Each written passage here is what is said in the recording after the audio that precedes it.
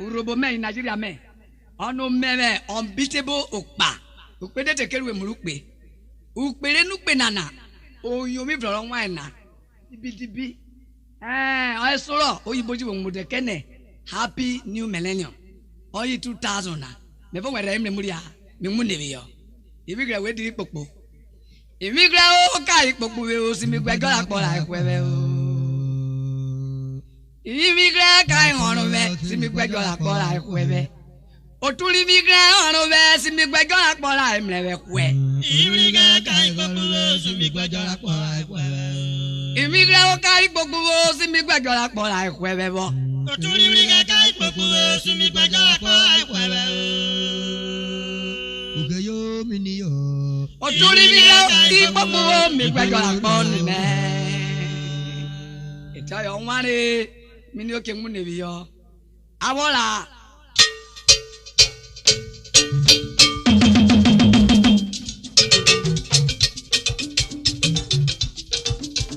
Immigra o kai ono be o simi gbejo apola ekwewe o. Otuli immigra ai ono be simi gbejo apola ekwewe. Immigra o kai ono be bo. Otuli immigra kai popo we simi gbejo apola ekwewe. Immigra kai popo we bo. Otuli immigra kai popo we simi gbejo apola ekwewe. Ugeyo reno. Immigra kai Eje yo jani ma oni be. Ota uri o kikeri ya mle pono. Me bo were me muri a. O mini. Mi gbagba o mi gwe je legbo. Amaro mi ohunu ona no mo rubito. Agene me o, agene ro suwe na ore suwe were e wado. Mikaba mi kwejana kore. Amaro mi unu adamorubi. Ma Agana rosuwe. Agana rosuwe na ore suwe gwa. mi gbagba mi gwe je legbo. Ogboro mi ohunu ona no mo rubito. Agene me o, agene ro suwe na ore suwe. Ejo ado. Mikaba. Odio. Mikaba adamorubi. Ado you know. Agana rosuwe. Agana rosuwe. Ore suwe gwa. Itayoba. Oyin lo pariku.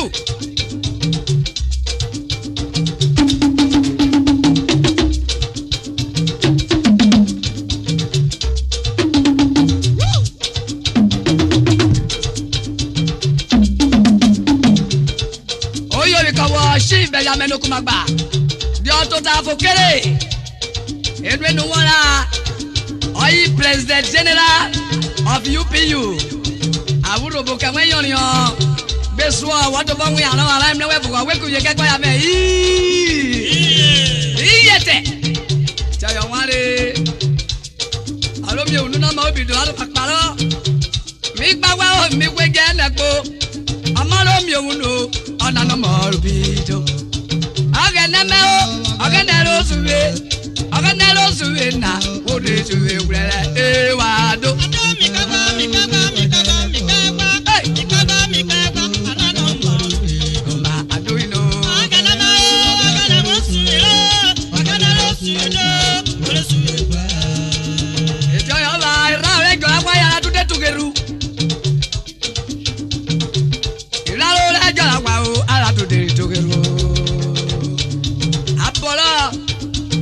Ira lo le jo agba ara tu de tugeru. Ira lo le jo agba ara tu de tugeru.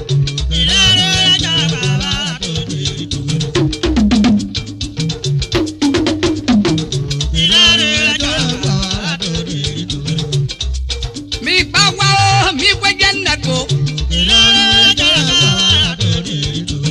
Amaro mi owunu anamaru bido.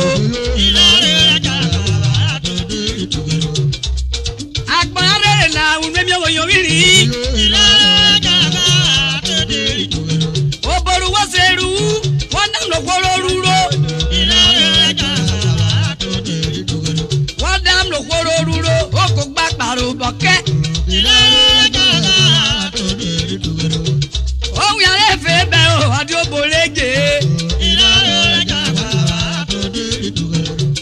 Ego ni me o, oyo ni me.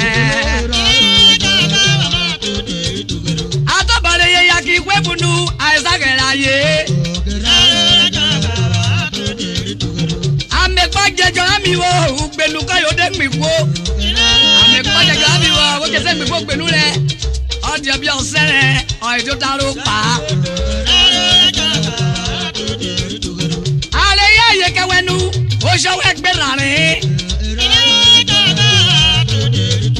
Oja we berare, owu ke ngo kwete yo koro le bere. Ayo dalo so we, Arhibo to si wo share. Ikwori mepeti na le nware. Okwode mepeti o danwa, oko papa lo boke.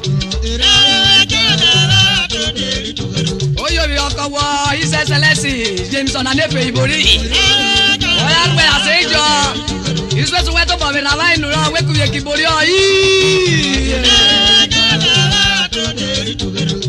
Ye tini ama e wa mo kuyo yo miniyo.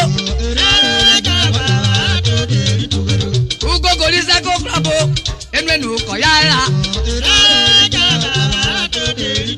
Ele ko do wa la jabo.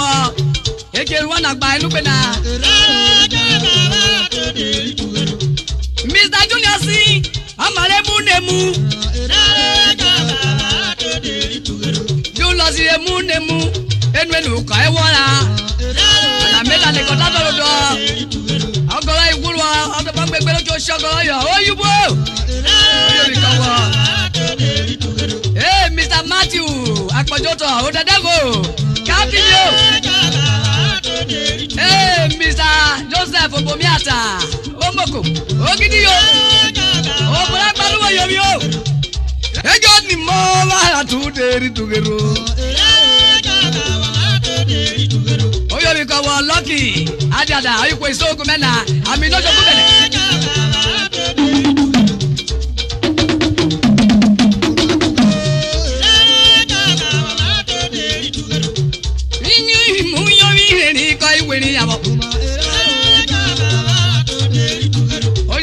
Show boy, lucky star, ina na miso dena. Agbaro ayo show boy, o ma ma kon yo wori o. Enu wona mo me, Okpan dey enu wenu pe na. Mr. Tom Abenabe, oro de ko do kokoro. Police. Enu wona. Ini ko le ru Okpan. Amalo vie, ayo la wa. Obogun no ha. Boyo lowo shori mina ekuye kibolo ya ogun ha UP logun ha inelo ha to de ritugelu oni amare late madam Esther Isukuru oyo bi kawo ipuri na meta na bogun ha yo je ba ana mlele ha ipeni mile UPU ri obogun ha wa ko biru we money meri o wa ko biru ya ke asundelo wirine mo onimo ala to de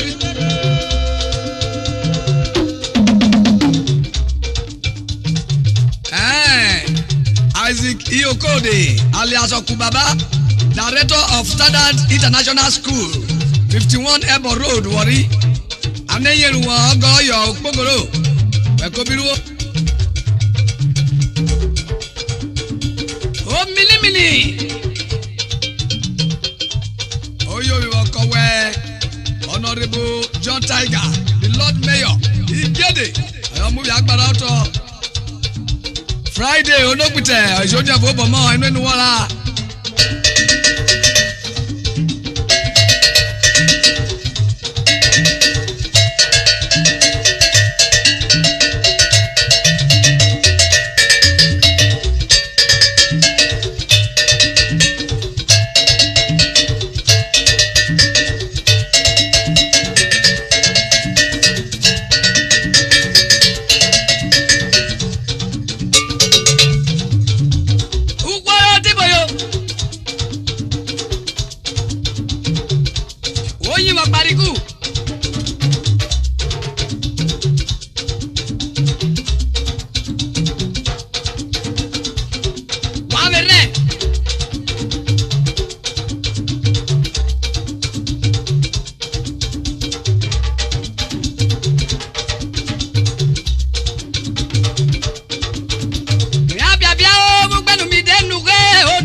meju milene o.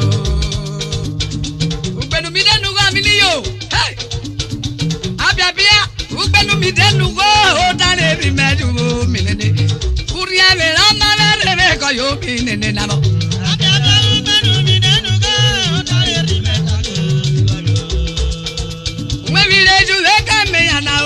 Apiapia ugbenu mi denu go o tare ri meju.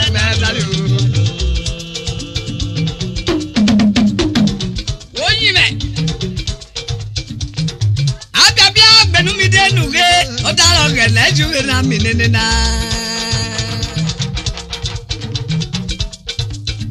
Apiapia ugbenu mi denuge we mi raga na jiwe ko me yana Apiapia ugbenu mi denuge o tare ri meju. o boru ri mi jiwe mi nene na o Apiapia ugbenu mi denuge o tare ri meju. Ugboro unne doni Delele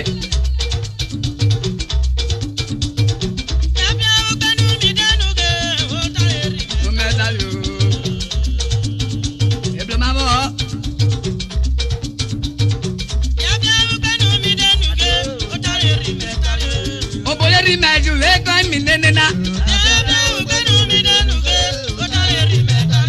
o bore ri meju we mi nene na o Ugbenu mi denuge ejo le lo yan go amgada me ugaruga poro lori mi ni yo me wasuno ugaruga ne me ku ugaruga bo Arhibo Urhobo nura wada pinio Oni me Madam Mary Esemu, the only Rigo of Lagos. Okuna another to come to the Agbaro. Me yoni name me yoni seblo. Yo go is a ball name me was fini. Oka oruko kori oturu pa enu pe na. Ebi lo kidi ala marune ko pe ro be bono. Apo oruko pe bo pe nu ara oruko kori ejo. Elo pa no yo bi ko mara. Ode yo ra ko yo be po. Urhobo ka idu onana. Ugaruga radio no eh. Bagori ne meju webio. Ine no ju webido. Ukwara toni.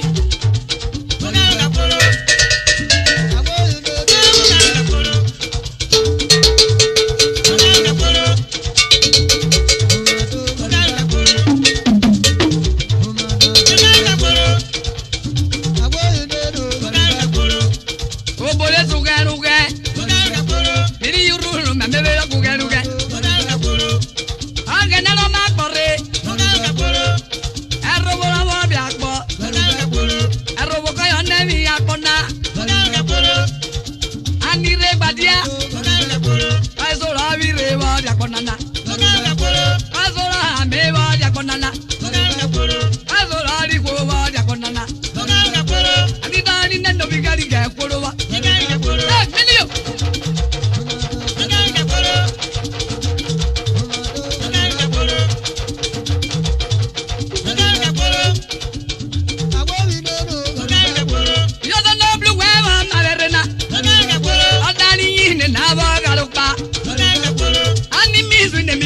Akpona yani mizu ni mi oyeri o Madeoki the senior engineer oyegbo orapo ni kwini go Adeoki Adafe baby oro Samuel ni mi sase ayi la baro mo beri o Manuel Abeke ayo si abela mani o Megini poda, ipoda mira mi kuweri, Ari mira mi kuweri debo, Igani mira mi kuweri, Aganela mavera ko, Igani ngai ni nembe kodi gari kakako, Igani ngai ni nembe kodi gari kakako, Iminiyo,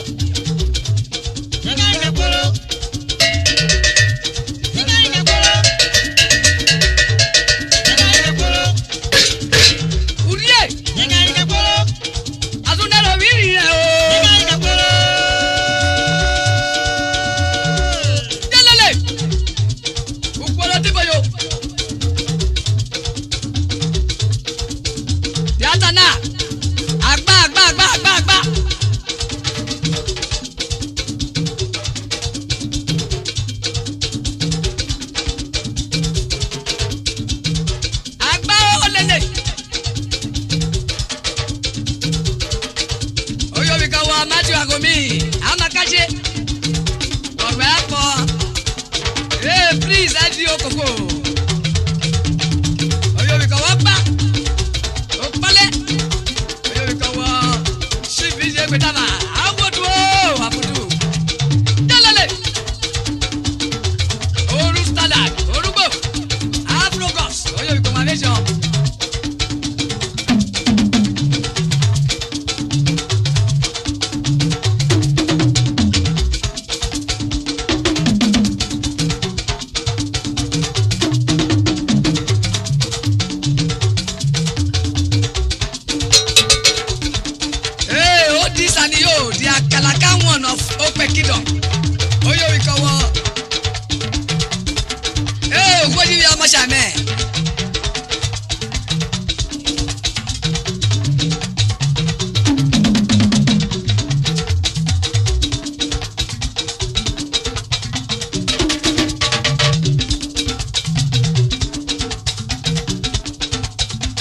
But why you dey fuck oyoyo when kakudo jam kolo? Can I so me to go carry in the iron wine? Make kaki no be led out and know your way not because oh make us win. Sakma because just me iron wine go. Ela go da kole bi oji bugera. Ela go da kole bi oji bugera. Yo go ri la bo bi la bo le. Ama le ta ya kem no le kwe. Ela go da kole bi oji bugera to me. Hey! Ela go da kole bi oji bugera. Ego! Ela go da kole bi oji bugera. Anaine. Obori la bo bi la bo. Ama le ta ya kem no le kwe. Ela go da kole bi oji bugera o ni me. Urhobo werin yo.